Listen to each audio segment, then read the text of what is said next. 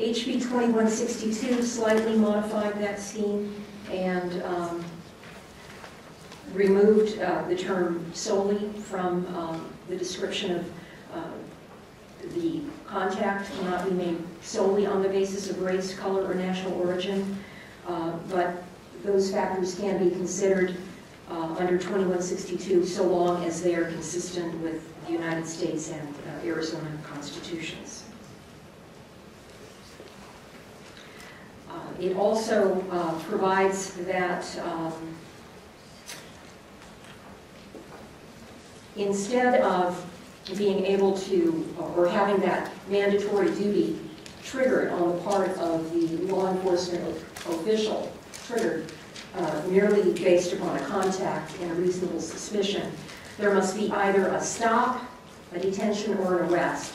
Now, the lawyers in the audience who have a little bit of criminal law experience will understand the distinction. A contact means just that. It's just randomly coming across a person and then having that reasonable suspicion based upon, again, using one of those factors, race, color, national origin, or one of these other factors, demeanor, dress, language, could trigger this whole mechanism of getting their registration documents and jailing them.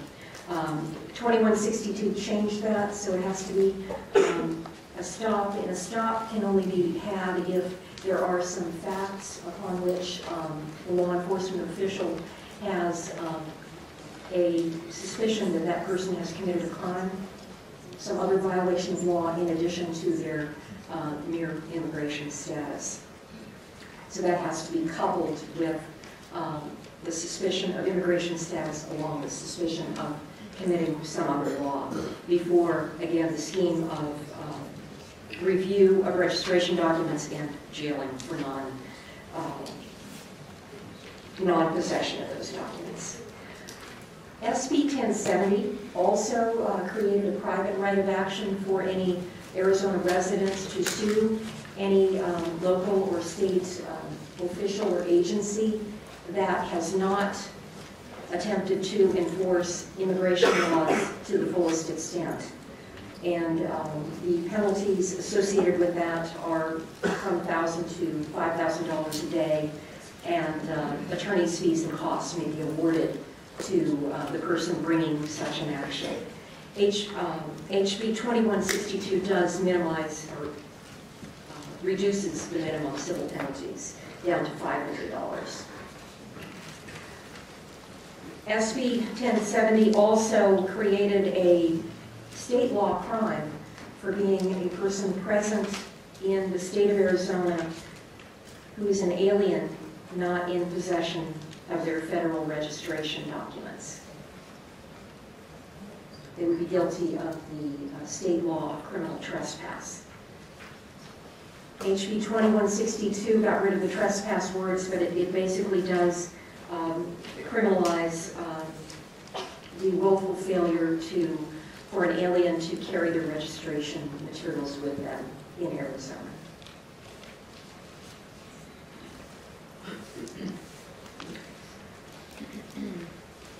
Skip over some of these other areas, but there's a smuggling of human beings for profit section, an unlawful stopping to hire and pick up passengers to take them to work provisions. Some of these are duplicative, just right on point with federal immigration law.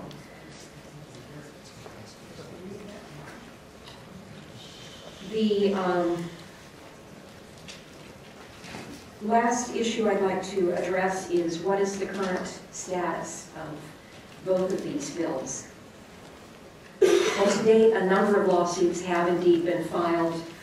Interestingly enough, a number of the cities in Arizona, Flagstaff, Tucson, I understand, Phoenix is considering it, Scottsdale is considering it, filing lawsuits against the state. The primary theory that each of these lawsuits rests upon is preemption, resting upon the Supremacy Clause in the United States Constitution, which basically says that if the United States has established a law. Congress has enacted a law that occupies the entire field, that a state, that they have preempted that entire area of law, and no state shall enact a law in conflict or duplicative of that law. So that is the basis of many of these legal challenges, is that much of this duplicates what is provided for under federal immigration law. And again, as I indicated, these laws are expected to become effective in late July, and the legal analysts who have reviewed these do anticipate that upon their becoming effective, that there will be additional lawsuits when these laws are applied, and that those will arise out of civil rights violations. And with that, that provides you with the summary of the law, and we look forward to any direction from the council.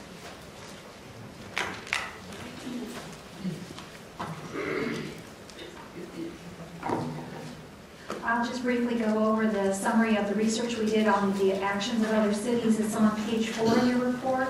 We looked at 8 other California cities: San Jose, Los Angeles, San Francisco, San Diego, Oakland, West Hollywood, Santa Ana, and the city of Carson, California, not Carson City, Nevada. That's a correction. Copies of the resolutions from each of these cities are included in your report.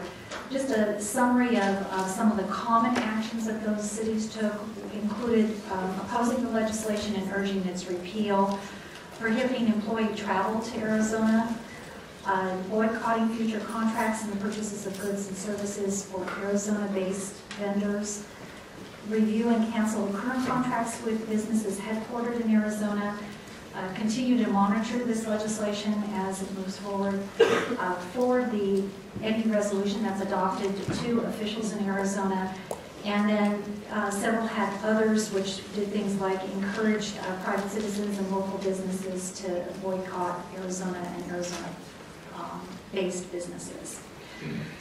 So that's a brief summary of the actions other cities have taken, and so we're open for questions and seek your direction on this issue. Thank you. We're going to hear from our audience at this time.